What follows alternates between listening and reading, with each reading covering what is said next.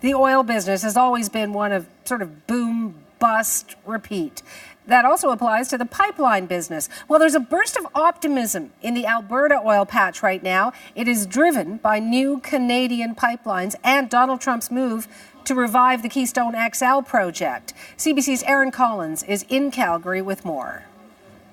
Well, after years of waiting, Canada's energy industry has seen the third major pipeline project in recent months given life. Ottawa approved Kinder Morgan's Trans Mountain expansion, as well as Enbridge's Line 3 upgrade in November. Now, once you add the Keystone line into the mix, that's a lot of extra capacity. If built, the three lines could see nearly 1.8 million more barrels per day of bitumen moving out of Alberta's oil sands.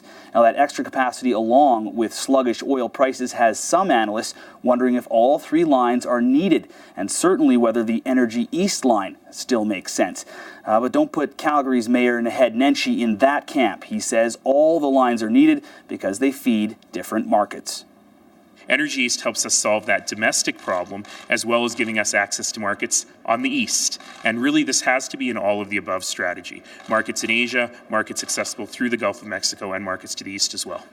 Now, that is a view that I heard a lot as I spoke to industry watchers who told me essentially it isn't really about how much pipelines carry these days, but where they go. So in that light, the Trans Mountain expansion gives you access to Asia. Keystone provides more access to the Gulf Coast, while Energy East would allow refineries in Canada to buy feedstock from the oil sands instead of the Middle East.